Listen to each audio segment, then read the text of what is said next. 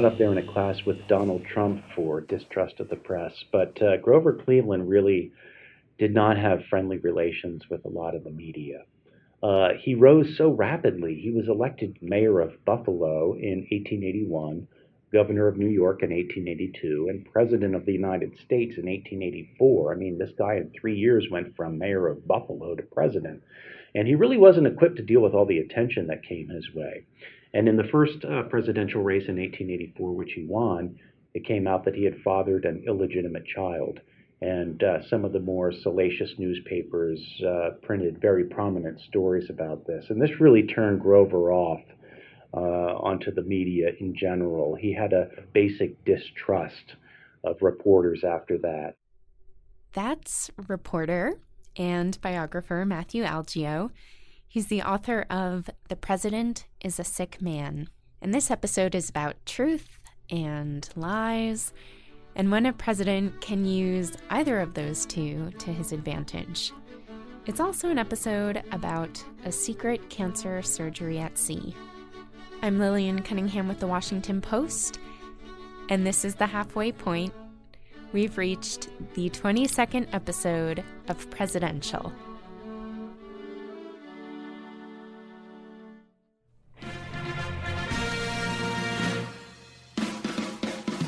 Shall resign the presidency effective at noon tomorrow. What your country can do for you. A date which will live in infamy.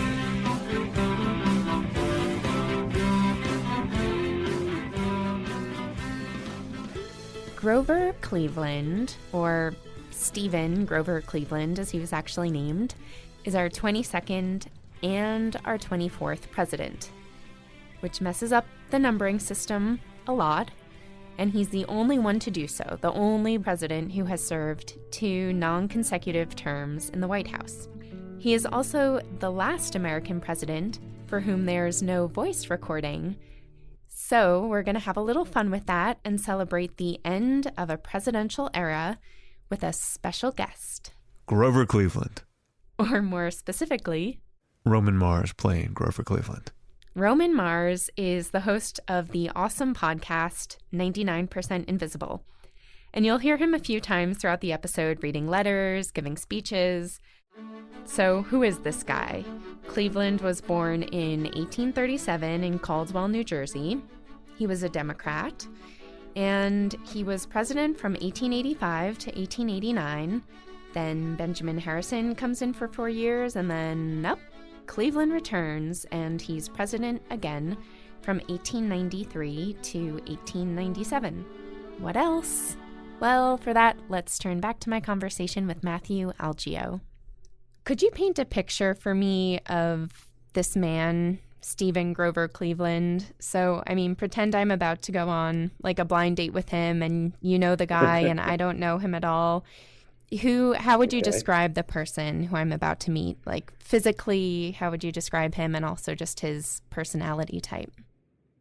Well, physically, he was a very big guy. He was our second biggest president after Taft. He topped out at about 300 pounds when he was president. But he was also a very graceful guy. People talked about how nimbly he moved and how well he could dance. He really was this weird contradiction. You know, his father was a Presbyterian minister, and he was very taciturn. And in official functions, he could come across as not very much fun. But on the other hand, when he was a young man in Buffalo, he loved to frequent the beer halls there, and was quite a lot of fun. So I guess if you were meeting Grover on a blind date, I would need to know, are you meeting him at a political function or a social function? So you'd see 2 very different people. Yeah, it's really interesting, and I think you see this a lot in political figures. I mean, he really he had a hard time sort of letting the mask down when he was a politician. But in his general day-to-day life with friends, he was almost a comic. He would crack jokes. He was a great impressionist. He could impersonate all the great political figures of his time, and so he would constantly entertain his friends, but when he was hanging out in a political context, he was very remote. We're going to come back to Matthew a bit later, but I want to turn now to Michelle Krowl at the Library of Congress to dive into some of the other character traits of Cleveland's that launched him toward the presidency. So, I mean, he has this reputation from a pretty young age, early in his career, about being the incorruptible, upstanding, ethical guy, right? Hardworking as well, holding people accountable. Mm-hmm.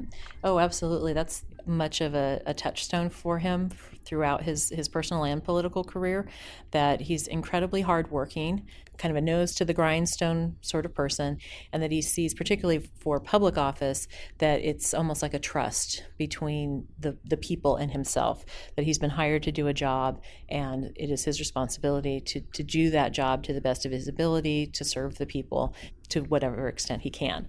An interesting example, and this gets used against him later. When he's the sheriff of Erie County in New York, he gets that office in 1870, one of the responsibilities is to oversee punishments for criminals. And in some instances, when those criminals were executed by hanging, he was actually the one who did the hanging. He actually pulled the lever when a hangman wasn't available, not because he wanted to do the job, but because he felt it was part of his responsibility and he wasn't going to push it off on someone else. So, of course, later on when he's running for other political offices and president, then he becomes the hangman of Buffalo. So that ends up being used against him. But he's also known to be incorruptible, to be very honest in that sense. And that's one of the things that propels him in his career, because the people know that he's going to do what he thinks is right. He's going to look after their interests, particularly financial. Cleveland tends to be a fiscal conservative, and if it's an expense that he feels is unnecessary or has been padded to some degree, he will veto it. So he's known as the veto governor. He hadn't been in politics long, so he didn't owe a lot of favors. He wasn't taking bribes. He wasn't part of the political corruption. So people saw him as part of the reform element of the political process, and that's what propels him into these series of jobs as mayor of Buffalo and then governor of New York and then finally into the presidency. I mean, these character traits must seem particularly admirable at the time, given the backdrop of political patronage and some of the corruption and money that we've seen enmeshed in the political system up until this point. Absolutely. And that's one of the traits that voters are looking at and people in the party are looking at when they're putting him forward as a candidate. He doesn't come with the baggage of corruption, at least, when you are looking at a political time where other people have been thought to be doing that, or that's part of the whole political game. He does seem to be almost a breath of fresh air. Do we see in his early story where he gets these traits from? The hard work and also the sort of ethical righteousness or something? Some of the lack of expenditure, or maybe on the other hand, you could call it a little bit of frugality on his part, may come from the fact that when he was younger, his father was a minister, and Cleveland was just about to the point that he was thinking about trying to go off to college, and then his father passed away, and now he was partly responsible for his mother and his siblings. So he never did go to college, but he studied law. For a brief period of time, he was a teacher with his brother in an institute for the blind, but it was really law where he found his calling. So he was helping his siblings and not living beyond his means. Now, whether that was something that developed as a result of the circumstances in his family, or whether that was just something innate in him that he was just by nature a frugal person, that I don't know. Because of this straight-shooting record, Cleveland gets the Democratic nomination in 1884 while he's serving as governor of New York. Cleveland didn't really have a burning ambition to be president. He kind of thought of it as something that Providence would decree. If I can do good for the party, if I can do good for my nation, then I will do my duty. Right? This sort of sense of like, well, if people want me to fill this role, I'll step into it. But right. I mean, he must have had enough ambition to want to do the job, but it's not the burning passion of his life. During that 1884 campaign, a scandal breaks, and it threatens to topple this image of the ethical, honorable Cleveland. There's a minister in Buffalo who tells a local newspaper that Cleveland fathered an illegitimate child. The story had a lot of potentially sordid elements to it, and Reverend Ball then embellished what was already there and made it a huge scandal. So of course, here's this person who's known for his incorruptibility and his trustworthiness, and now he's confronted with this scandal that is being presented as quite an ethical lapse. The news starts to spread through more papers around the country, and it seems to be swaying voters. There's even a famous editorial cartoon that comes out with a baby screaming, "Ma, Ma, where's my pa?" So Cleveland's political allies start asking him what they should do. Basically, how should they spin the story? Which parts should they deny? How they can try to keep the whole thing quiet. And Cleveland says, "Whatever you do, tell the truth." This line then gets forever associated with Grover Cleveland. And the truth was that Cleveland had slept with the woman, that the child might be his, even though he never really knows. But in any case, he had decided to accept responsibility when the woman had told him years before, and he had been helping them out financially. So he just comes straight out and admits all of this to the press. And the crazy thing that happens is that there are a lot of voters who all of a sudden say, I've got a lot of admiration for that guy. He handled the scandal so forthrightly that I actually think he's even more honest than I did before. Now, not every voter, of course, felt that way, but enough did that Cleveland won the presidential election. He becomes the first Democrat in the White House since, Andrew Johnson, if you count Andrew Johnson as a Democrat, which he was, but he was in the White House under a Republican administration, so that's a little murky. If you don't count Andrew Johnson, then Grover Cleveland is the first Democrat in the White House since James Buchanan. So that's nearly 30 years. Welcome to the White House, Grover.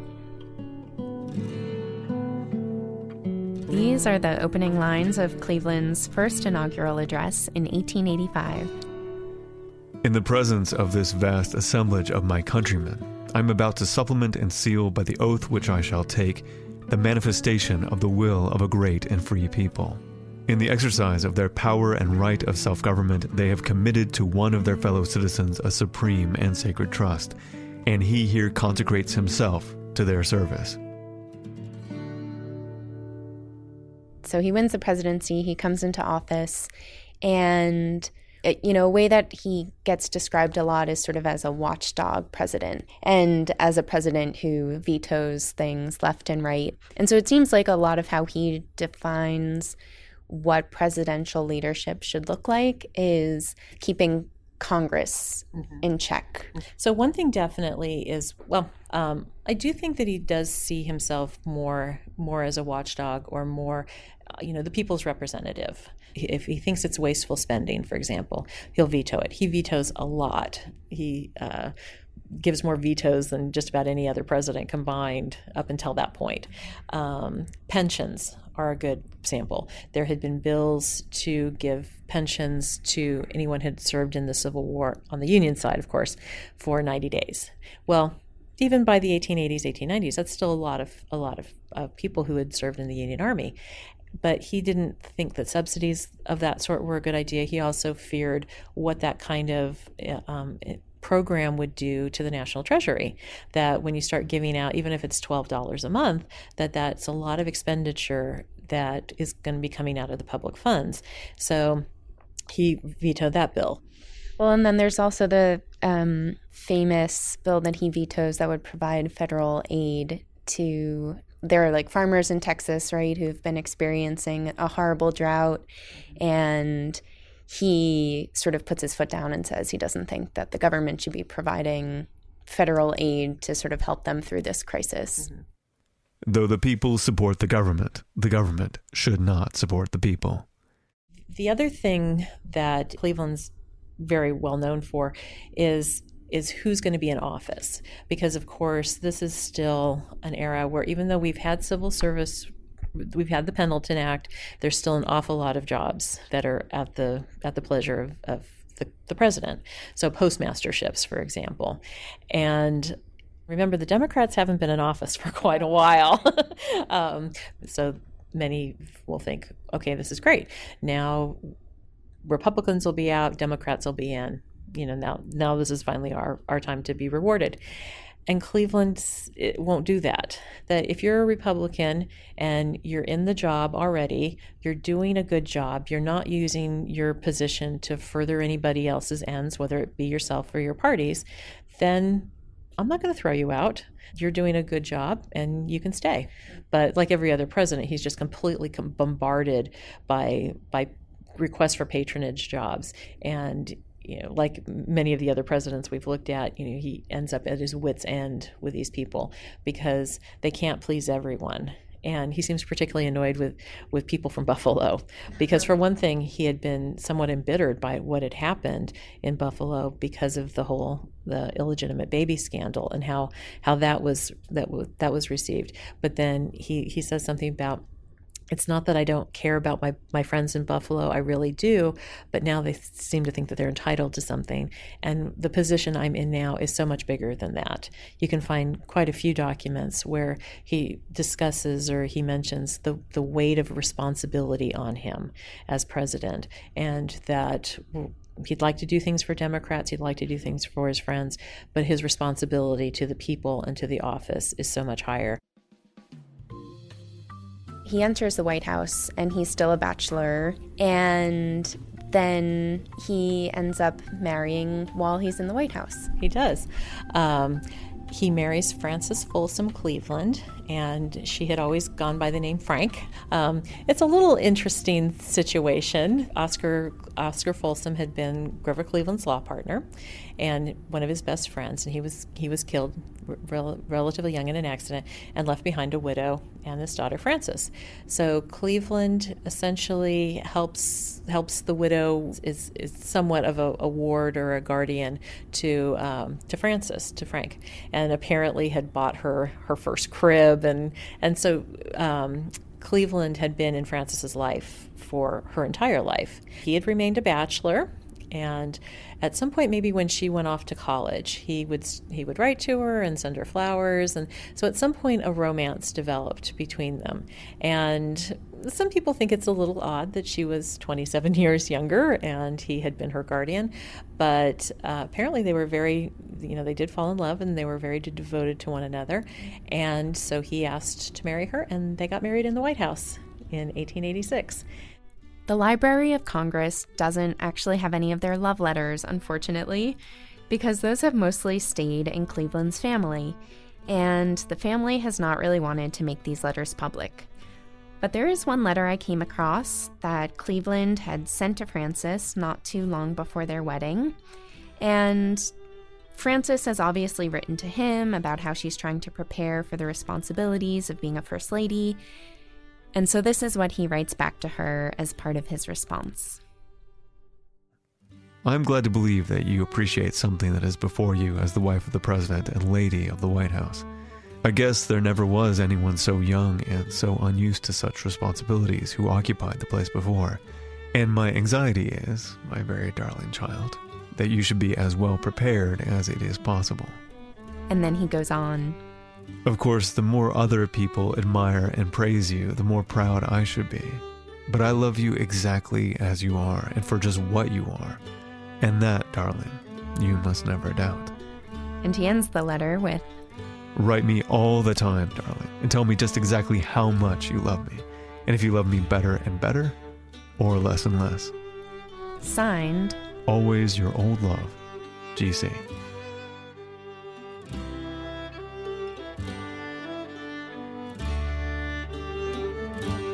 It's the only time that the president has been married in the White House while he's the acting president, and it was a very small wedding, as kind of befitting both of them. That they didn't want to have a big spectacle kind of wedding, but the press just went nuts with it because A, he's the president, and B, she was much younger than he was. She was only 21. He's 49 when they get married. But she immediately becomes very, very popular because she's young and she's vivacious. And so in that sense, they complement one another, because even though he has friends and he can be a social person, she's definitely much more sort of outgoing. To some degree, kind of a political helpmate in the sense of humanizing him a little bit more and making him a bit more popular.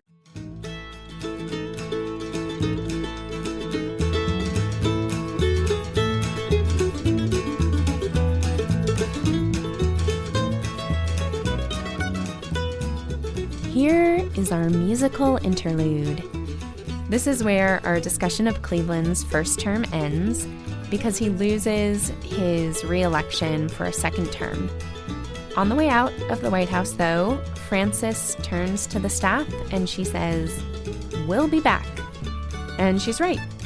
After 4 years of Benjamin Harrison being in office, Grover Cleveland is going to win back the White House. But before he does, during those 4 years, while he's kind of twiddling his thumbs, he and Frances have their first child, baby Ruth.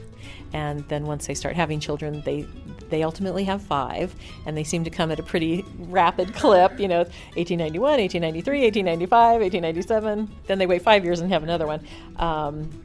But he's very cute about the children. In September of 1892, so this is his first daughter, Ruth, has been born, and he's writing to his friend Richard Watson Gilder. And the first thing he says is, since it's 1892 and it's the presidential nomination, the first thing he says is, "Take my advice, dear friend, and never run for president." But then he says, "Mrs. Cleveland and the baby are as well as possible, and both would send their love." Well, what you can see when you look at the original is, after underlining "never run for president," then it's Mrs. Cleveland and the baby. And the baby, the word baby, is all capitalized, and it's about 2 or 3 times the size of every other word. And, just the delight at fatherhood and kind of the wonderment of it. So in 1893, Cleveland, Frances, and baby Ruth head back to the White House. And he is, up until that point, and ever since that point, the only president who's been able to pull that off. This is from his second inaugural address. While every American citizen must contemplate with the utmost pride and enthusiasm the growth and expansion of our country, the sufficiency of our institutions to stand against the rudest shocks of violence, the wonderful thrift and enterprise of our people, and the demonstrated superiority of our free government, it behooves us to constantly watch for every symptom of insidious infirmity that threatens our national vigor. All right, so there are a number of things we could talk about for Cleveland's second term. He's pushing for the gold standard, he sends in federal troops to break up the Pullman strike. And the backdrop for all of this is that as Cleveland takes office again, the country is going through the worst economic crisis so far in its history. Railroads are failing, banks are failing, people are losing their jobs. But what we're going to focus on for the remainder of this episode is the story of Cleveland's secret surgery at sea. So Cleveland finds out a couple months into his second term that he has a malignant tumor on the roof of his mouth. It's actually the same type of cancer that Ulysses S. Grant had. And so here's where we turn back to Matthew Algeo to talk about this time that Cleveland decides to hide the truth. Walk me through why it is that he decides he needs to keep this quiet. I mean, part of it stems from this fear that if he goes public with it, it could further destabilize the country at this shaky time, right? Right. Really, there were 2 reasons that Cleveland wanted to keep the cancer secret. One was political. At the time, the great political question was gold versus silver. What should our currency be based on. He was a gold guy. He thought the currency should be based on gold. His vice president, Adlai Stevenson, the grandfather of the future presidential candidate, was a silver guy. And so Cleveland was afraid if it came out that he was sick, that he had cancer, that Stevenson, his vice president, would sort of step up and take over things, and he would not support Cleveland's policies on the monetary issue. And also, at the time, cancer it was called the dread disease. It was the disease that no doctor dare mention its name. There was a stigma attached to it, and Cleveland thought politically it was not in his best interest to be attached to cancer. And then there was that thing we talked about before, where he was a very private guy, and he just didn't think it was anybody's business that he had cancer. And he also, he's already built up quite a distrust for the press, right? Mm-hmm. Dating back all the way to when the illegitimate child story broke about him before his first presidency. Right.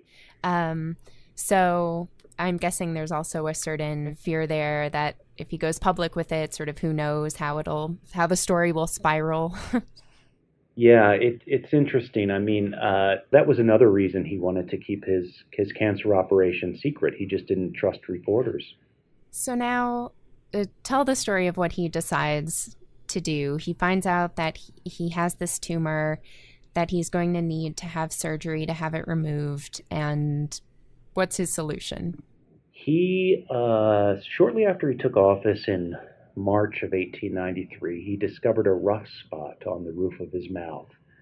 And there was so much going on in the country with the financial panic and railroads going out of business, so many businesses going under, that he really didn't pay much attention to it. It was a couple months later where he finally had a doctor look at this rough spot on the roof of the mouth, and his doctor determined that it was a bad tenant who should be removed immediately.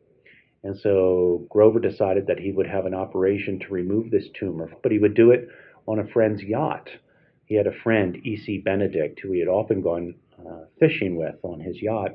And so what they did is in July of 1893, Grover went up to New York. He hopped on the yacht that Benedict owned. They sailed across Long Island Sound to Cape Cod, where Grover had a summer home. And in those 3 or so days while they were on Long Island Sound, there was a operation performed. They had recruited about 5 or 6 doctors, the best in the country, and they performed this operation on the deck of the boat, actually underneath the deck. They took out about a quarter of his upper palate. A large tumor was removed and preserved, put in a jar. You can still see it today at a museum in Philadelphia. But the operation proved more or less of a success. They had to cover up the aftermath of the operation, since so much of his palate had been removed. Grover Cleveland couldn't speak anymore. And so there was a dentist recruited who fashioned a prosthetic device that he could pop into the top of his mouth, and this restored his speaking voice and the shape of his face. And due to all these measures taken, the operation took place entirely within his mouth. His famous mustache was untouched. All these things made it possible for him to keep the operation secret. And he lucks out that there's good weather for the time that he's scheduled to be on this boat to have a surgery performed on the open sea. You wouldn't want rough seas. And in the book I wrote about it, I checked the weather forecast, and they were very lucky.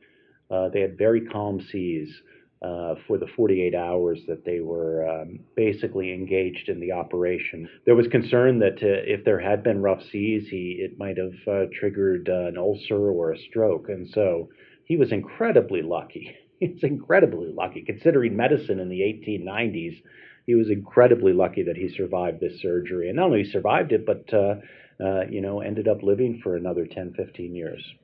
Yeah. Well, this is actually, this is just about the first successful medical story that we've reached, because there have been some pretty horrendous ones up until this point. Yeah, a lot of these don't end very well, do they? No. With presidents, a lot of times they don't get the best care. You would expect they would, but they're so paranoid about anybody knowing what's wrong with them that they employ old family doctors and that sort of thing. And of course, the medical care in general was not not that great until we get into the early to mid 20th century. So Grover really lucked out. And of course, we have seen with other presidents where, in addition to maybe not wanting to destabilize a shaky economy or something like that, that there's also just a sense of, as president, wanting to project an image of health and vigor and strength that has kept many presidents in our history from being forthright about conditions they're suffering from or illnesses they have. It's a very long list, and of course it includes Wilson and Harding and Kennedy and Reagan to a certain extent. All right, so he has this surgery at sea, and there are reporters at the time who are covering the president, and there does start to be a little bit of suspicion about the fact that he's disappeared for a few days, and it's over the 4th of July. So how does this start to shake out? How inquisitive are reporters? Partly because he's kind of had this reputation of being forthright. There are a number of people who seem to just trust that he would actually be honest if there were something wrong or that there were some news to share. Right. And it's almost like he had invested all this political capital in honesty and then cashed it in on this one big lie, the cancer operation. The cover story was that he had had a dental procedure on the boat and that he had had 2 teeth removed, which technically was true, but they didn't mention the fact that he also had this cancerous tumor removed from the roof of his mouth and basically had a quarter of his upper palate removed. There was a reporter named E.J. Edwards who worked for the Philadelphia Press at the time, and he had a friend of a friend who was a dentist in New York and had heard rumors that Cleveland had actually had this tumor removed, and he was able to verify those. And in August of 1893, he published a story in the press, "The President a Very Sick Man," and it really detailed the operation that had occurred on Cleveland on the boat earlier that summer. But Cleveland denied it, and all his spokespeople in the administration denied it. They continued to insist it was just a dental operation. And the public were really inclined to accept Cleveland's version of events. And so E.J. Edwards, the reporter who really broke one of the great scoops of the 19th century, was kind of vilified as a cancer faker, as a rumor monger. It wasn't until many years later, long after Cleveland was dead, that Edwards was finally vindicated by one of the doctors who took part in the operation and then finally admitted the truth. And it might be helpful just to give a quick portrait of the news landscape at the time. So, I mean, this is a time when there's been an explosion in newspapers, and a lot of the coverage is sensational, right? I mean, the idea of like an investigative reporter who's sort of serving the public good is still kind of a new concept. Yeah, E.J. Edwards was definitely one of the first. I guess you would call him a modern investigative reporter. Newspapers at the time were just unabashedly partisan, Democrat or Republican, and so you read the paper that agreed with you. It's kind of like the echo chamber we have on the internet today. And so E.J. Edwards really stood out as a reporter who, beginning in the 1880s and into the 1890s, first with the Philadelphia Press and later with the Wall Street Journal, reported many stories that now we would consider very traditional investigative journalism. It was unusual at the time for a reporter to really try to get to the bottom of things the way E.J. Edwards did. And, he went on to have a very good career, but this always sort of hung over him, this accusation that he had made up this story about Grover Cleveland. What do you think was sort of most transformative about this episode in the American presidency? Yeah. Sort of the nature of the cover-up and the relationship with the press. Right. I think there's a couple of things. One, Grover's successor is McKinley, and then, of course, McKinley is assassinated, and Teddy Roosevelt becomes president, and you really see the beginning of the activist, muscular presidency with TR. And you can almost chart a similar thing with journalism, that you're just beginning to see a kind of independent investigative journalism beginning with Grover Cleveland in that period of 1893 to 1897, and then you see it pick up a little bit more. And so you're in this amazing transitional period, both in politics and journalism. Do you think that how truthful a president is with the press is at all indicative of how honest and uncorrupt that person is politically? Because it almost seems like Cleveland's story potentially shows that, you know, a politician can be cagey with the press and yet still be a pretty upstanding public servant. Wow. That's a tough call. That's a tough call. It was one of the things that really bothered me researching the book, is that Cleveland had this reputation for honesty, yet at the same time really vilified this reporter. I mean, what makes me sad about it is that if Cleveland had come out in 1893 and said I had cancer, and cancer at the time was so stigmatized, it was terrifying, a terrifying disease. It was almost universally fatal. If he had come out and said, I have cancer, I'm going to have this operation, and then at the end of it, he ended up living. He survived. It could have been this amazing victory against the stigma attached to cancer at the time, and he didn't have the courage to do that, which is a shame. He really could have changed people's attitudes. I think Cleveland, like all politicians, was a pragmatist, you know, and he did things, even if he thought it was for the best of the country, that sometimes might not be personally the most admirable thing to do.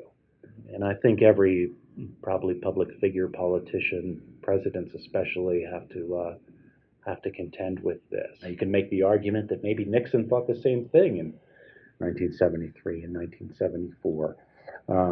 So I guess I just leave that up to each person to decide, you know, if that's appropriate to lie when you think it's the right thing to do.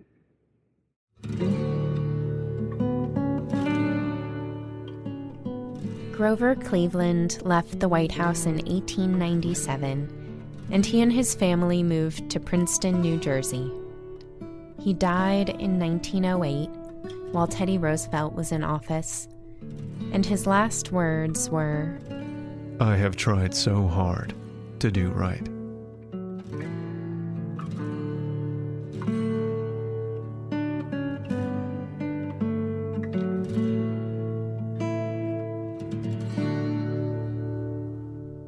Many thanks to this week's guests, Michelle Krowl and Matthew Algeo.